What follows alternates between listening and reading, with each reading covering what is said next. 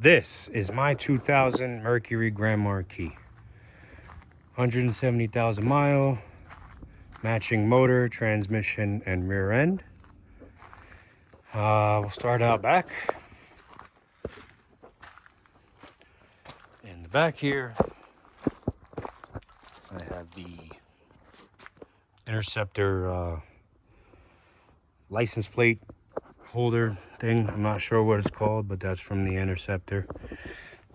It's got the lines up pretty nicely with the Mercury tail lights. You see it's got that little chunk on the top part, and the bottom banner there, they line up nice. It has a bumper tuck, little zip tie action. It's got a nice, pretty aggressive looking rear end. Nothing too crazy. Landau roof.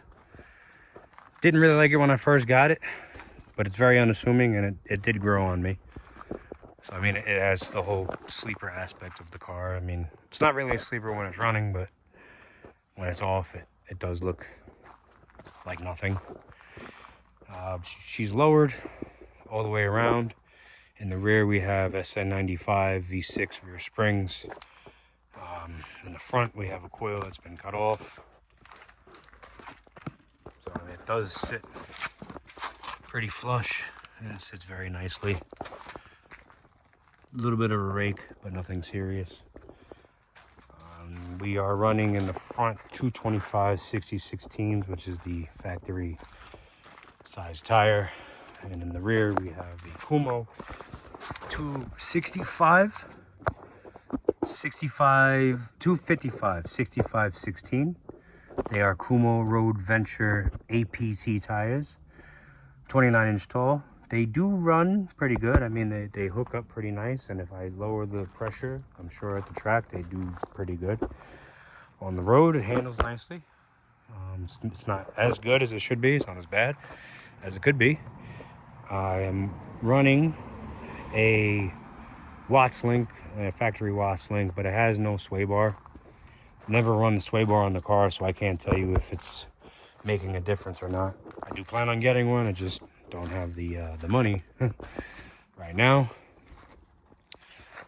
Up front, the front end of my car was beat up when I got it.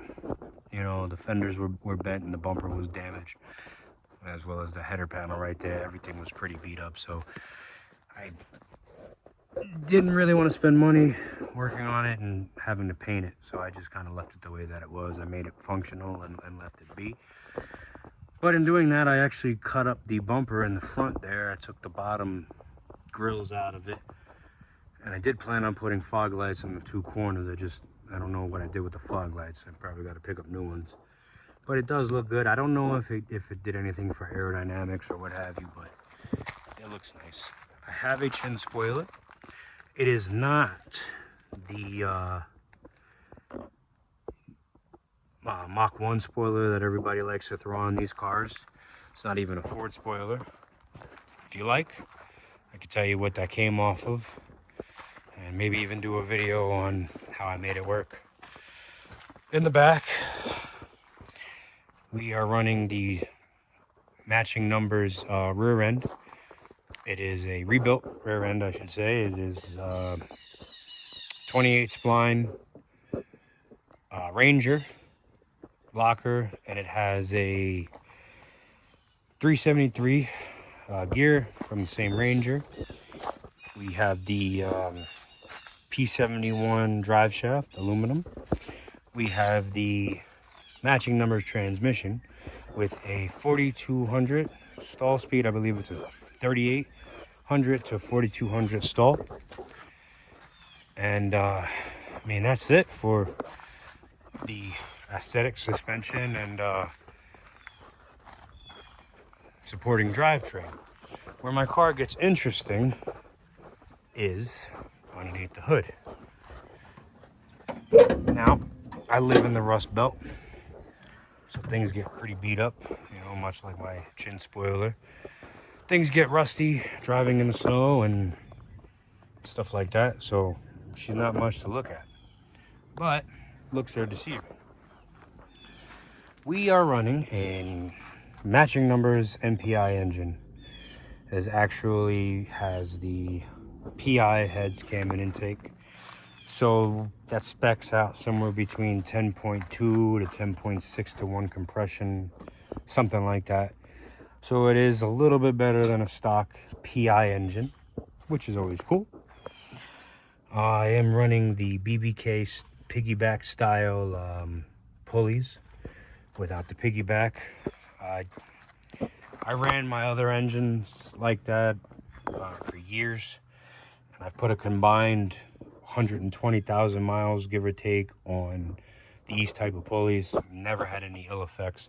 I'm also not running these engines to 8,000 RPM, and never plan to. So maybe that's the issue that people are having with, you know, not running the CETA pulleys or what have you. But if your engine has an issue at 2,000 RPM, it's gonna have that same issue and worse up higher. So I'm not gonna say that CETAs are better, and I'm not gonna say that these are better. That's not what the point of this is. That goes with a lot of things that people say you have to spend your money on, where people run away from doing modifications on these cars. And I'm here to tell you that it's not always the case. Sorry about that rant. So we're gonna start off on performance, actual performance. I mean, for the argument that underdrive pulleys don't do anything for performance, I have, again, real world experience that they actually do, especially the aluminum ones. But we're not going to consider that a performance mod, because why would we, right? So here we have the factory box that's been cut. There's no snorkel in there like they come with, that little 1 inch, 1.5 inch nonsense that comes. It's been cut up pretty good to get some airflow in there. After that, we have the Marauder mass air meter. It's 80 millimeter. And that's connected to a P71 zip tube, which is connected to a 5.4 2-valve throttle body and a Mustang plenum that's been ported. Bench ported, so I can't give you a CFM rating or anything like that, but it worked. It definitely helped the engine breathe a little bit better, and I'm happy with it. I have the PI upper intake. It's somewhere around there. You'll see it's the Ford Racing guy, but it's really no different than the any other PI intake, but it's there. I have P71. No, I mean, I'm sorry. I have PI cams and heads as well. All stock stuff, so nothing fancy. We have the 24-pound Marauder injectors that go with that mass air meter, and then a set of MSD Street Fire coils. Now, I got them from Jegs or Summit on an open box deal. I probably could have just ran the factory coils with the same effect, but when I was putting the engine together, I figured I'd get all new stuff if I could, so that's what I did. I have 96 to 04 Mustang headers. They're shorties, and those connect to the matching 96 to 04 X pipe. Those run into a set of Cherry Bomb turbo mufflers that were actually on the P71 exhaust system that I threw on this car. And then to there, it has the P71 tailpipes. The car is pretty loud. I said it's not unassuming once it's running. It's pretty loud. I mean, it's not overly loud, but it's loud. So people hear it coming and they see it moving.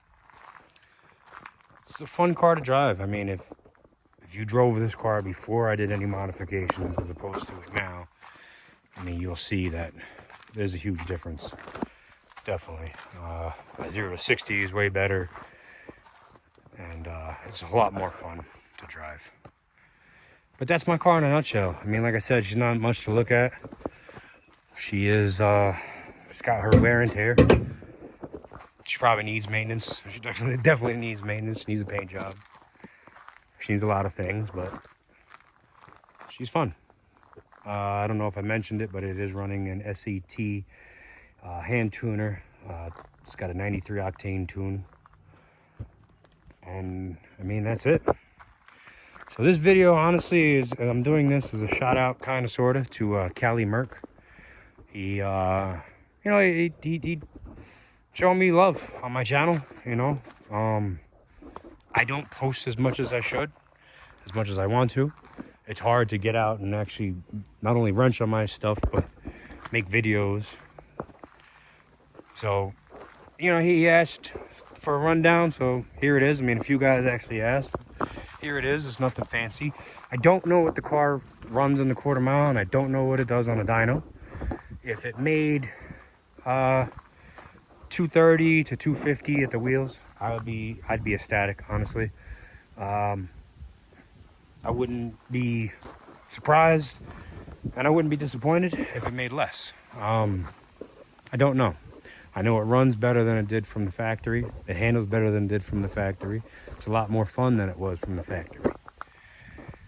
Now I could do videos on stuff like that once I get the ability to make it to the track and do all that. We can definitely do stuff like that. But as of right now, this is where we're at with this project.